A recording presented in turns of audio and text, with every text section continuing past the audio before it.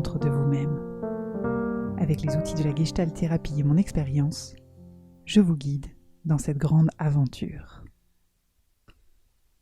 Alors qui suis-je ?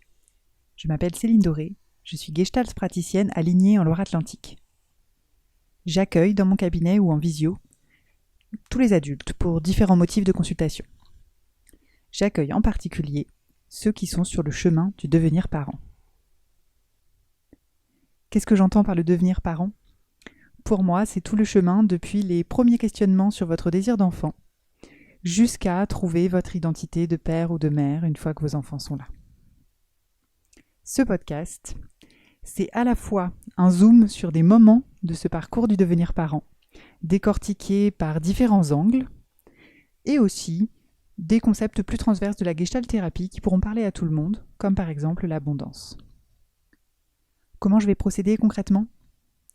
Ce que j'aime bien, c'est d'abord vous rejoindre, vous faire sentir que vous n'êtes pas seul, puis ensuite vous donner des pistes, des leviers concrets pour avancer sur votre chemin et vous sentir mieux. Enfin, pour finir cet épisode d'introduction, j'ai envie de vous raconter comment ce podcast est né. Ça m'a surpris moi-même, je n'avais pas prévu de créer un podcast. Il se trouve que je suis passée sur une radio locale pour faire connaître l'installation de mon cabinet à Ligné. Et le lendemain de ce passage à la radio, je suis allée chez une amie très chère à mon cœur qui m'a partagé qu'elle m'avait écoutée en direct et que c'était très, très chaleureux pour elle, qu'elle pouvait sentir mon sourire à travers la radio. Ça m'a interpellée. Je me suis dit, waouh, un sourire peut passer à travers la radio, les émotions peuvent passer à travers une piste audio. Ça m'a fait réfléchir sur mes moyens de communication. Parce que c'est vrai que je communique principalement par écrit, à travers mon site web, mes cartes de visite, etc.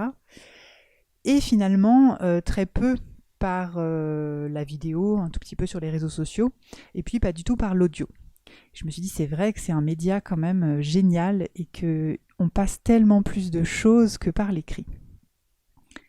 Et en parallèle de ça, j'ai connecté à une grande dame qui s'appelle Karine, qui m'inspire beaucoup parce qu'elle est visionnaire et qu'elle combine à la fois l'envergure d'une entrepreneur avec beaucoup de générosité, une grande audace avec une grande humilité et beaucoup de résilience.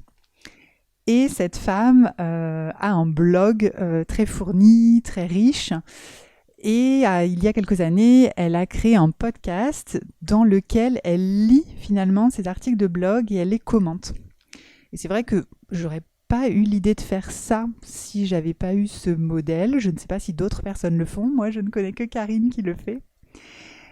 Et voilà, quand j'étais face à mon amie et qu'il y a eu l'idée podcast, il y a eu le jeu négatif qui a dit oh mais podcast, t'as rien à dire dans un podcast, et bim, la connexion avec Karine, où je me suis dit mais j'ai un blog, j'ai des articles de blog sur les sujets de mon expertise, pourquoi ne pas les lire et les commenter comme le fait Karine ?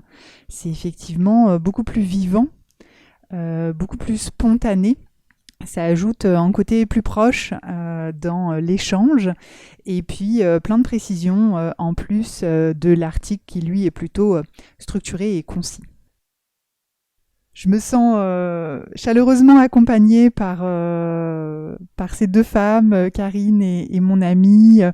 Je me sens connectée à elles dans le lancement de ce projet et ces liens de sororité vont m'accompagner, je suis sûre, vers un bel alignement pour vous partager sur ces sujets qui me sont chers. Je vous souhaite une très bonne écoute et je vous dis à très bientôt.